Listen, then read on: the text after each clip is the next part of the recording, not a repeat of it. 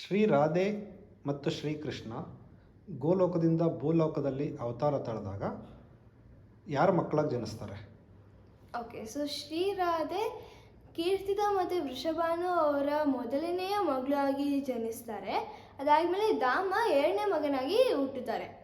ಶ್ರೀಕೃಷ್ಣ ವಸುದೇವ ಮತ್ತು ದೇವಕಿಯ 8ನೇ ಮಗನಾಗಿ ಹುಟ್ಟುತ್ತಾರೆ.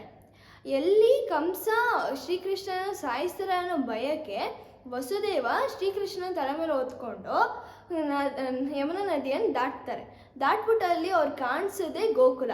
ಆ ಗೋಕುಲದಲ್ಲಿ ಅವರ ಸ್ನೇಹಿತ ನಂದ ಇರ್ತಾರೆ. ಆಗ ಅವರು ನಂದ ಇರೋ ಜಾಗಕ್ಕೆ ಹೋಗ್ಬಿಟ್ಟು ನೋಡಿದಾಗ ನಂದ ಮತ್ತು ಯಶೋದಾಗೂ ಒಂದು ಹೆಣ್ಣು ಮಗು ಹುಟ್ಟಿರುತ್ತೆ. ಅಲ್ಲಿ ಆ ಹೆಣ್ಣು ಮಗು ಜಾಗದಲ್ಲಿ ಶ್ರೀಕೃಷ್ಣನ ಇಟ್ಬಿಟ್ಟು ಆ ಹೆಣ್ಣು ಮಗುವನ್ನು ಎತ್ಕೊಂಡು ಪುನಃ ಮಥುರಾಗೆ ಹೋಗ್ತಾರೆ.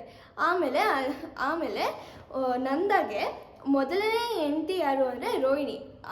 ನಂದ ಮತ್ತು ರೋಹಿಣಿಗೆ ಮಗನೇ ಬಲರಾಮನ ನಿಜವಾದ ಅವತಾರ ಯಾವುದು ಅಂದರೆ ಶೇಷನಾಗ. ಅದಾದಮೇಲೆ ಶ್ರೀಕೃಷ್ಣ ಯಶೋಧ ಮತ್ತು ನಂದನ ಸಾಕು ತಂದೆ ತಾಯಿ, ಆಯಿತಾ. ಅದಾದಮೇಲೆ ಶ್ರೀಕೃಷ್ಣನ ನಿಜವಾದ ಅವತಾರ ಯಾವುದು ಅಂದರೆ ನಾರಾಯಣ. ಶ್ರೀರಾಧೆಯದು ನಿಜವಾದ ಅವತಾರ ಮಹಾಲಕ್ಷ್ಮಿ.